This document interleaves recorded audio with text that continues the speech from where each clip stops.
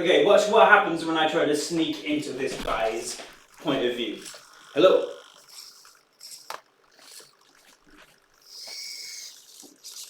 Hey Rhys, how's it going?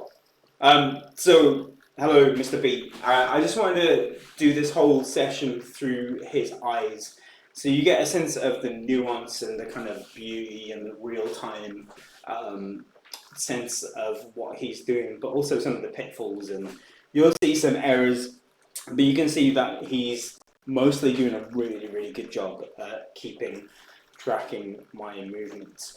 We've seen this a lot now. We've seen this in a lot of videos. We've seen this in a lot of shorts. It's time to get him out into the world. And the way we're going to do that is via the thing that you see right in the top right-hand corner of this view, and that's the cost map. So that blue and yellow thing that you see right in the top corner of this view. And it's worth making a disclaimer for that I'm actually sending this stream via the Steam Deck that you see here from that other camera to my laptop, so you might get a little bit of lag. So I'm going to talk to Mr. B so you can get a sense of that with him following my arms, but you might get a little bit of lag, so I do apologize for that, but I really wanted to give you guys the kind of multi-directional beauty of what this looks like.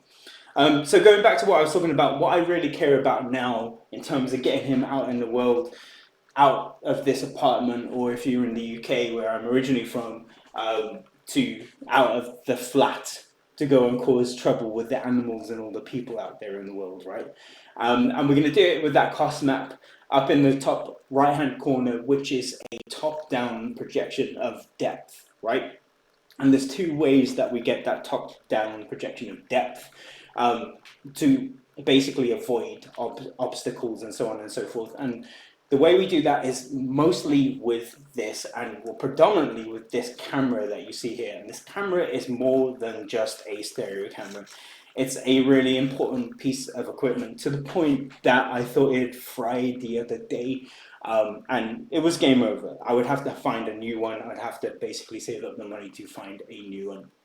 So this is a Z2 camera with two cameras, and it is sending me a performance level depth calculation. So these two cameras have a baseline, so the distance between both of these cameras is called the baseline, a focal length, right? And then the disparity, so the difference between both of these images and the pixels in both of those images gives us a disparity which allows us to calculate depth.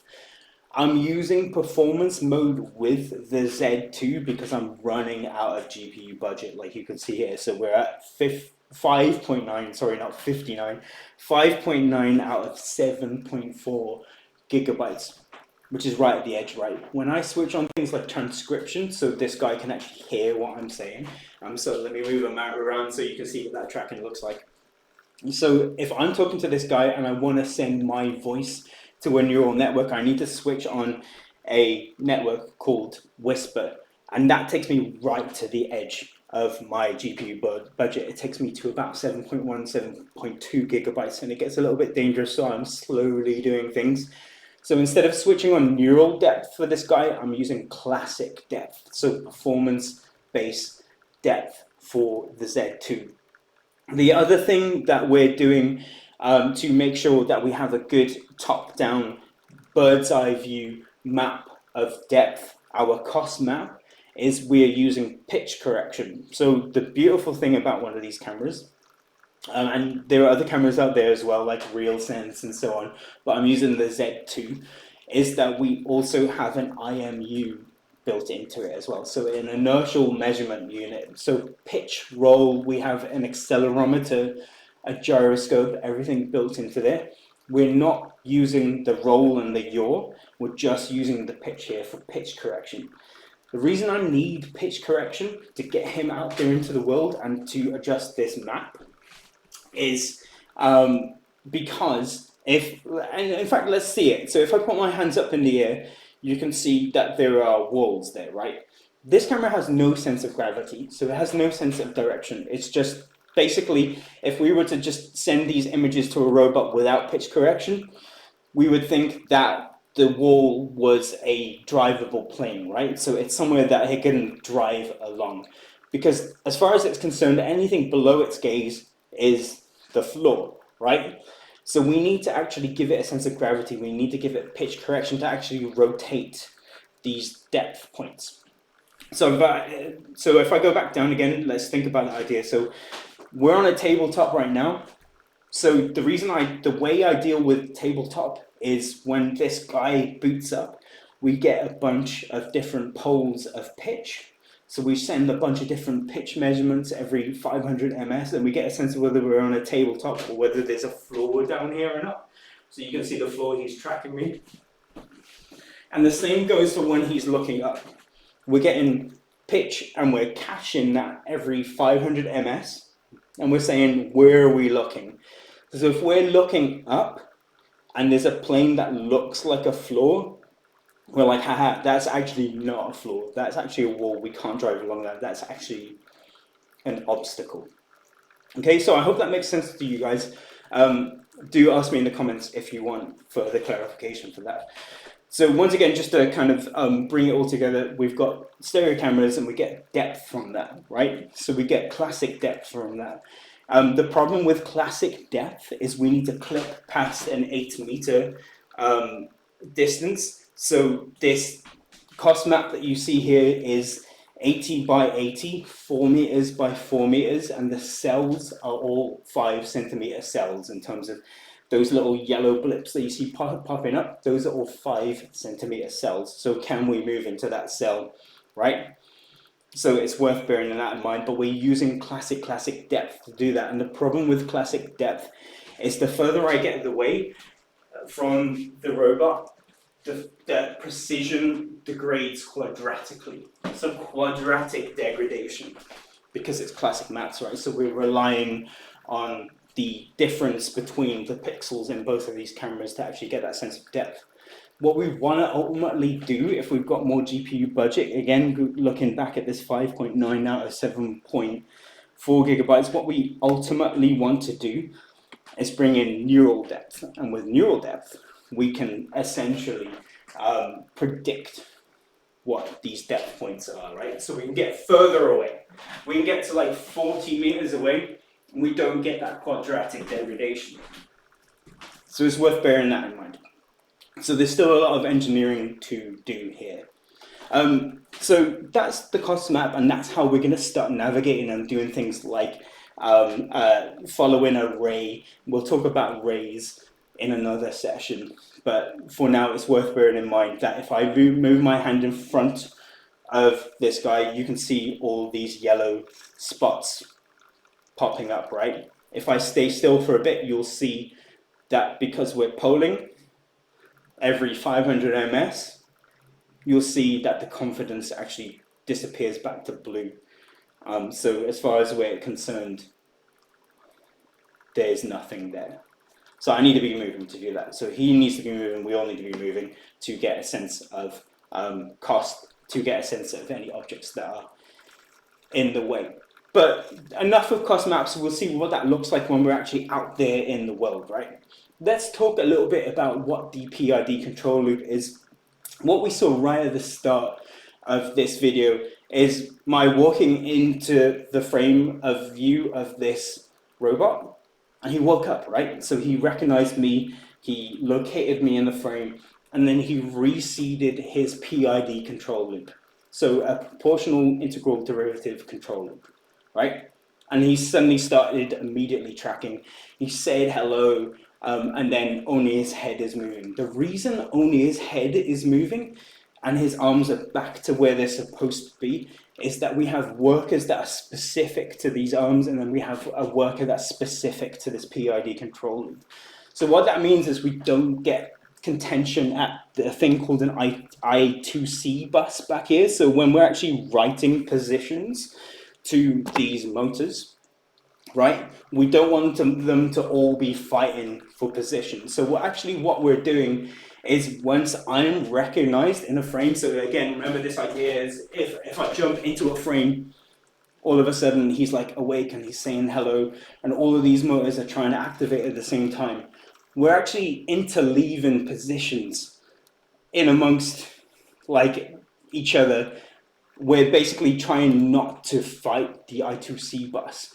So we're basically saying hello, but then we're also writing positions to this tracking on this head at the same time. So it's a kind of a little bit of a magic trick. So it's not all kind of jittering trying to fight each other.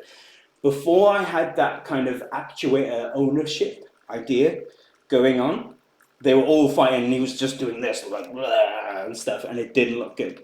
That was the real solution to this problem. Again, do feel free to ask in the comments. I don't always make sense. I am doing this very stream of consciousness. But let's go back to this PID loop idea. So let's slow down and think about what it is that constitutes this box. So what is this box? Some of you don't know what object detection is. I do. I've been using it a lot. I'm just checking that we're still recording. So YOLO has been around for a while. So YOLO being you only look once, a you only look once single shot object detector, right? And what we really care about with the output for a you only look once single shot object detector in terms of tracking with his head and with his tracks eventually when he's trying to avoid these objects up in this cost map. What we really care about is the central point, the centroid. So I'm trying to put my hand there, but he's tracking. So actually we can't demonstrate, oh, it's right there. So see that central point, the centroid? What we really care about is this in a tracking control loop, right? And what we really care about also in the frame is the zero error point. So what I mean by the zero error point is we've normalized all the coordinates in this frame. So the horizontal and the vertical of the frame, we've basically normalized them so they're between 0 and 1. So the central zero error point of a frame where it's nice and still, his head is not moving, is 0.5 on the horizontal and the vertical, right? So if as a tracked object I move out of that, so as a tracked object, if I move outside of that, then I'm at an error as a tracked object, right? And we were talking about in one of our shorts, proportional, right? So the proportional term only cares about error. So, but indirectly, the degrees per second are moving faster the faster I move, okay? So again, the faster I move, degrees per second. Well, the things that we haven't talked about with the control loop as well is while we're trying to track that centroid, so that central point of this box that you see here, I'm trying to point at it again, we need other terms. So the I term, the integral term, and the derivative term. Now the derivative term is really, really important. The reason the derivative term is really important is because of a thing called phase lag. Now, phase lag is a hardware-based problem. So remember this idea that this is a real-time offline robot, fully real-time, fully offline. I'm checking that we're recording still. It would suck if the stream of consciousness just ended. So everything is real-time. We're sending commands to these motors, which is a little bit loose because he keeps smashing his arms into the side. So we're sending commands to these motors from this actual device, right? So there's lag, there's proper lag, and the problem with that is if we're sending commands to this guy, but the reality of the lag is that his head is at a certain coordinate, then we need to be able to predict the rate of change or the speed with which, or the velocity with which we are getting to the actual zero error, which is that central point, like we were saying, right? So we need to predict that. We need to actually get a sense of that rate of change of the error to make sure that we're not overshooting. Otherwise, what will happen is because of phase lag, where we're sending commands to real world motors, we'll constantly be bouncing back and forth out of, which is what I'm doing right now, we'll constantly be bouncing back and forth out of phase because of that distance or that lag or that latency between sending really, really fast commands and the reality of sending things to motors to his shoulders and his head and his arms and so on if we're executing different gestures and so on and so forth.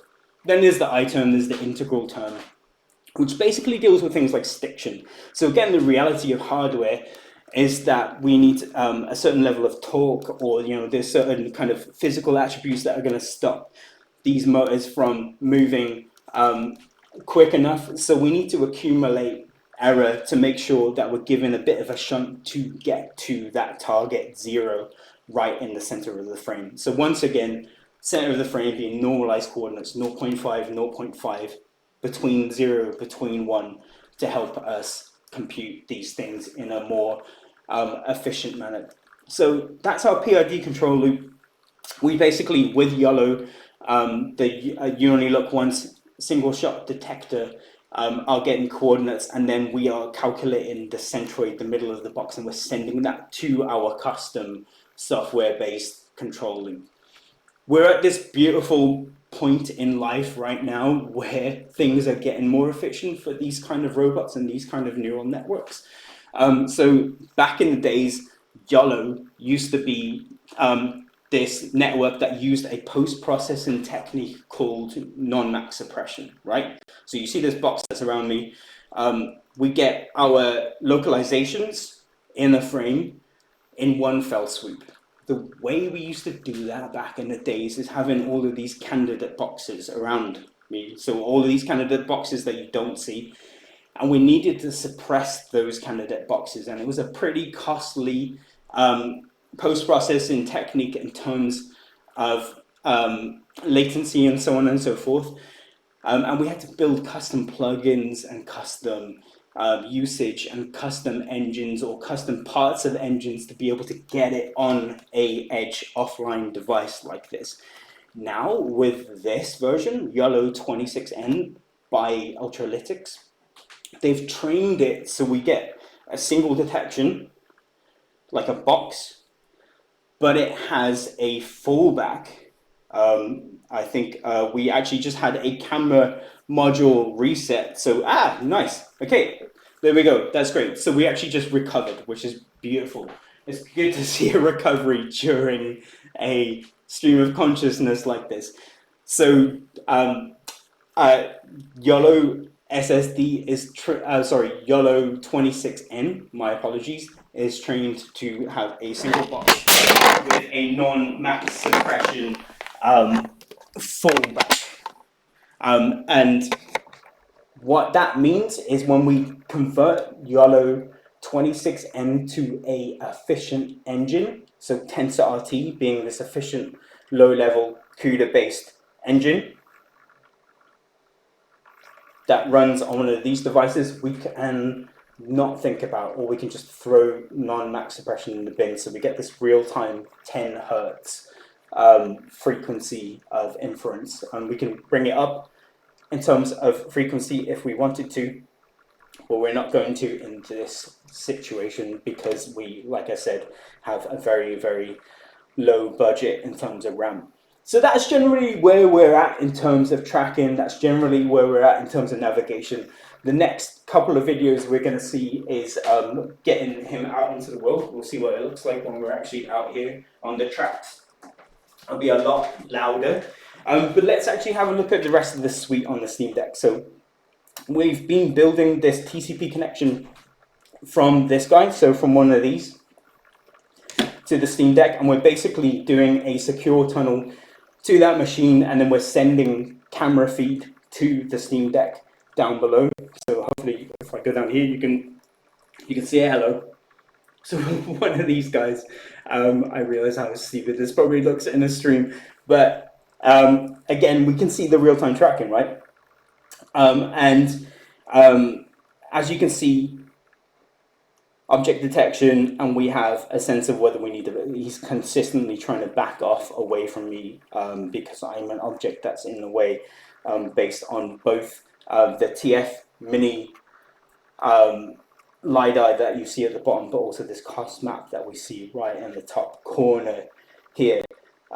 What I'm going to do is I'm going to go out of this. Now you can see this. I'm actually going show you the rest of the suite. So the reason that we have those initial gestures at the start is because we have this animation suite. And I can do all kinds of stuff. So with the animation suite, I can actually record this guy, and with the animation suite, I can also record this guy here that you can see still in the feed. Notice that we've lost the feed from the stereo camera here.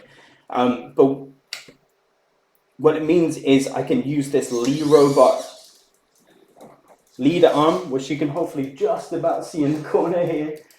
And I can use it to record and play back these arms for wake sequences like we saw right at the start. So if I wave hello on the right hand side, you should hopefully see him do a right hand side wave, right?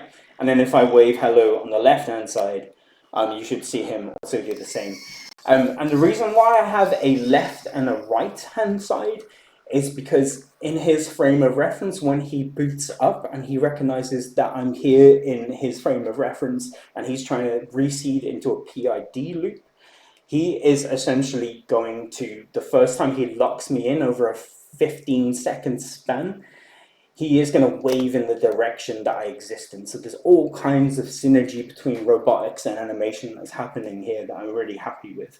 What I'm going to show you guys later on in the game is things like Hillsill for a reinforcement learning for different movements and reinforcement learning for these guys too. But we'll get to that, so I'm not just rambling on in the corner.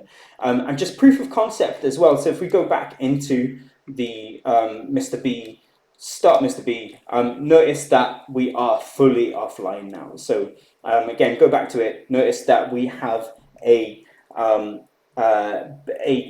liquid AI-based, Mamba-based neural network that's 1.2B in terms of a thinking model, but it does a great job as a thinking model of really doing a lot in terms of thinking, in terms of tool calling. So if I want to get him to execute something like a navigation poll, so if I ask this guy, hey, what's your navigation status, then tool calling and so on is routed through the liquid AI Mamba-based model. And then we obviously have Quen in the background it.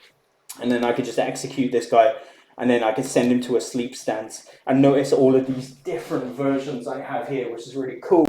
So I have a full motors plus servo, audio, and so on and so forth. But if I wanted to test him with just no motors, like we have in the static mode here, before we get to navigation, then I can switch it on that way. So no conversation is triggered, so there's no resource contention and so on and so forth going on there. So if I switch that on, you'll notice that it takes a long time for him to boot because we're making sure that we clear out that memory because memory is so precious to us, right? So notice if I take away the camera frame here, we're at 3.1 out of 7.4 gigabytes right now. But we're doing things like clearing out memory. We're making sure that we have really strong contiguous memory blocks for TensorRT, which really, really needs that. So all those efficient engines we were talking about that runs that YOLO single shot detection engine, and also things like Whisper, like we were talking about before, they need really strong contiguous blocks of memory.